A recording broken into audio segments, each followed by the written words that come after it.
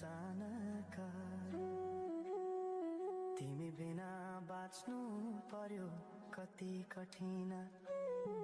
हावाको लहरमा सुन्छु तिम्रो आवाज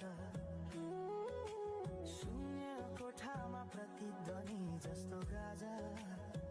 सम्झनाको बादल मनमा जम्छ